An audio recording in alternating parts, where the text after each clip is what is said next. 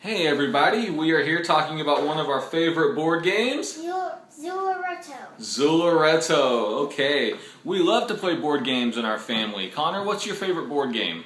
My favorite board game is Castle Panic. My favorite board game is Ticket to Ride. So, Castle Panic and Ticket to Ride, two of our favorites. And today we're talking about Zooloretto. In Zooloretto, each player is building their own personal zoo. And the point of the game, the way you win it, is to put the most variety of animals in your zoo to get the most paying customers. At the end of the game, we add up the points, and whoever has the most has won it. But we're getting ready to open our copy of it for the very first time. So guys, why don't you go ahead and dig in?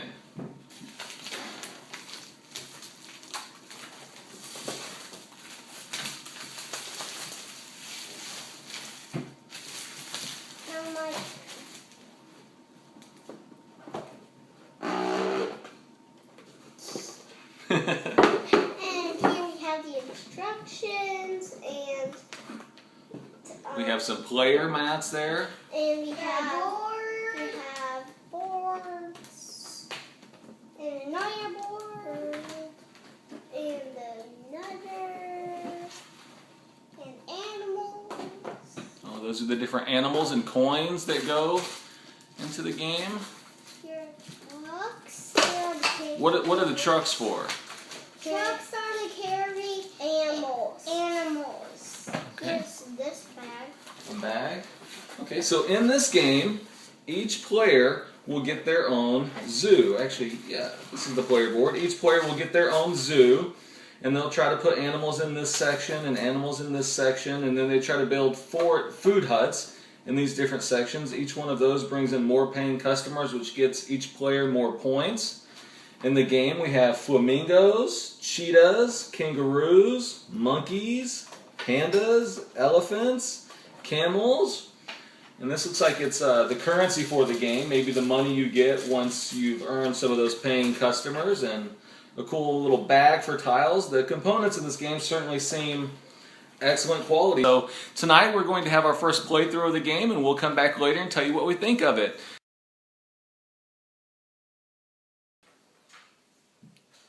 And so briefly, I thought I would show you a little bit about how the game is played.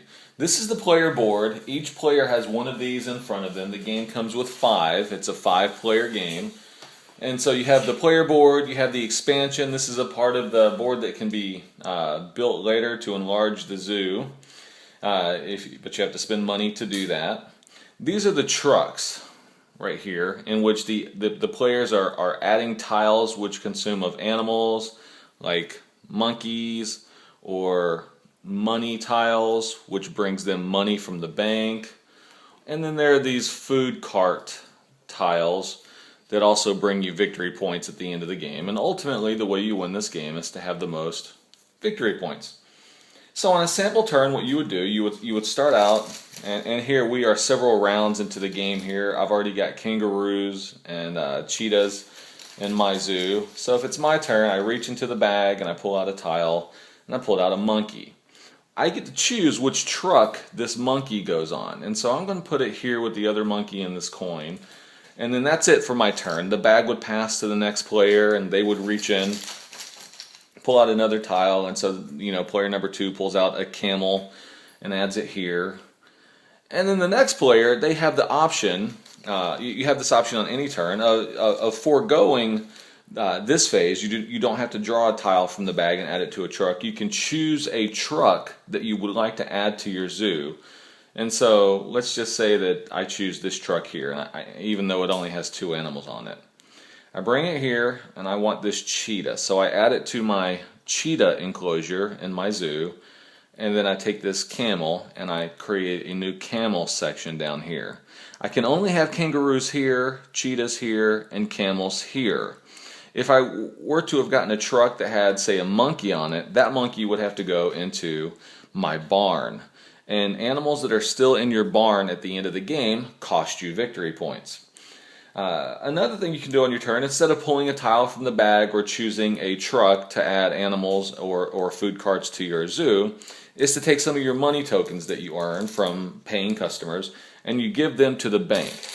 And so one action you can do is you can spend money to add this extra section to your zoo. So now, if I had, let's say I had a monkey in my barn like before, I could take, and I had money enough to do it, I could pay one money to take this monkey from my barn and add it here. So now I've been able to expand my zoo. The way you get victory points at the end of the game is that you get points for each of these sections that you have full of animals.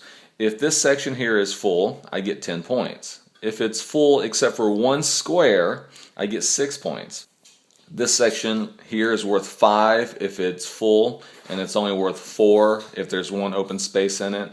This one is worth 8 or 5 if you are -1. And then this one here is worth 9, but you get 5 points for it if you get all of them in there but 1. At the end of the game, you subtract the points of the animals you have in the barn, you add up the points you get from your different food carts, and you add up your points from the different enclosures that you have in the game, and the player with the highest score wins. It's that simple. One thing of note that makes this game very accessible for young children is that there's no reading involved. So if you have a child who is not reading yet or isn't reading at a high level, this game is perfect for them. It requires no reading on the cards. Our children, Riley and Connor, are learning to read simple sentences right now, and so they're in the process of doing that. So this is a game that they can pick up and have no stress in regards to reading. This game does play 2 to 5 players, and I think it would work equally well with 2 to 5. It's a fast-paced game. There's a lot going on each player's turn. With the whole mechanic of just drawing a tile from the bag and putting it onto a truck, that moves quickly, so players aren't sitting around a lot in between turns.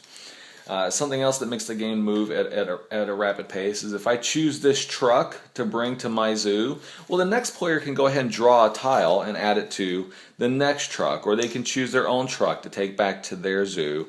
And I can be loading up my zoo like so while the next players move on with their turns. And so there's not a lot of downtime from turn to turn, which helps keep the kids' attention. I have to say, of all the games we've played with the boys, this one keeps their attention better than any of the others. They love Ticket to Ride, but games like Ticket to Ride, there can be a lot of downtime on your turn. And if you're 20 or 30 minutes into a game, it's very easy for them to lose attention to the game and to become restless. Don't get me wrong, Ticket to Ride is a great game and we love it here. It's just that this game keeps their attention a little bit better. Not to mention, the theme is fantastic. You're building a zoo, you're putting animals into the zoo, and what kid doesn't love that?